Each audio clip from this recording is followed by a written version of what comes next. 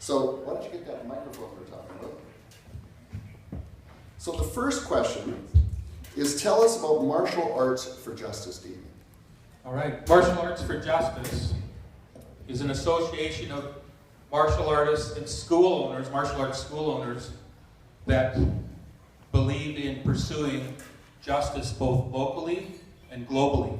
So those school owners get together, and one of our signature campaigns is to promote the work of IJM. And the way we do that is with a campaign called Breaking Boards, Breaking Chains. And anybody that knows most Taekwondo students and a lot of martial artists love, especially kids, love breaking things. And they love breaking boards.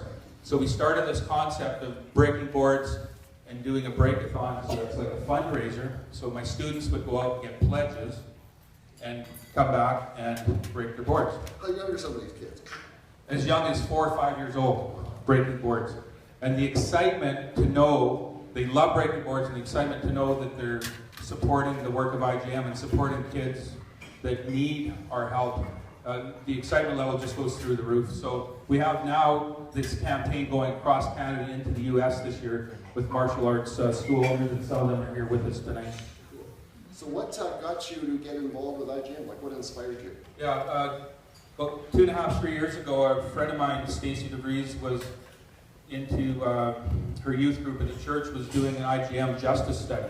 So as she's teaching her kids about justice, she was using an IJM curriculum, and they decided they're going to raise funds for IJM at the same time. So as her and I got talking, she's telling me about IJM, and I thought, wow, this is something I've been looking for a long time, and it fit perfectly with martial arts to be champions of freedom and justice.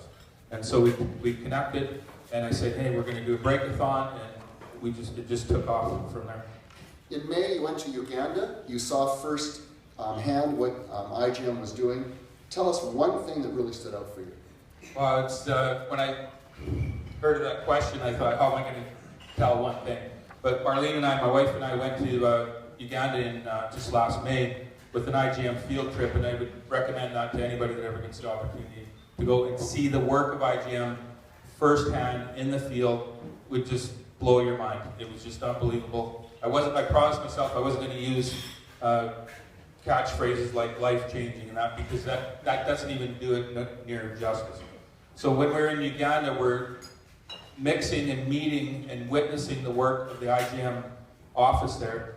About 42 members, most of them, 95% of them, are local Ugandans, and they are lawyers, investigators, social workers, and the level of professionalism and the quality of their work is just second to none. It's just unbelievable. So that was huge just on its own. But then meeting IJM clients, and one in particular, we met Juliana, who many of you might have seen on some social media and whatnot.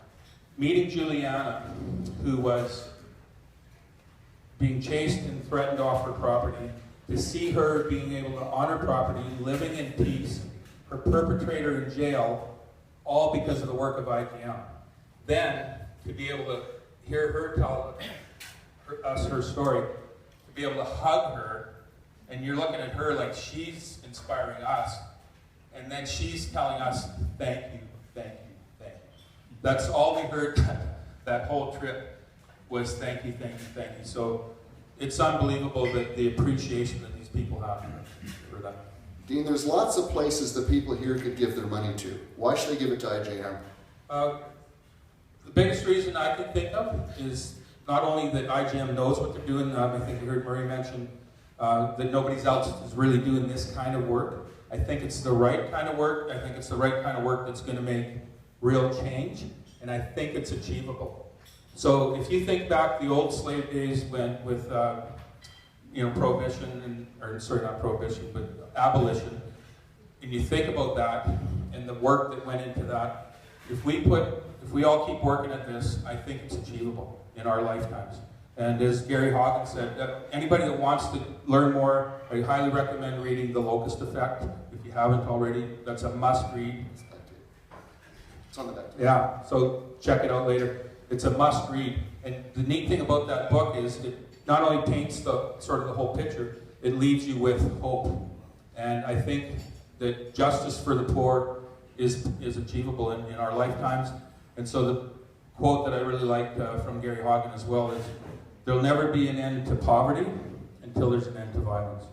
And it's something we got to keep working on. Thank you very much. Thanks, Mark.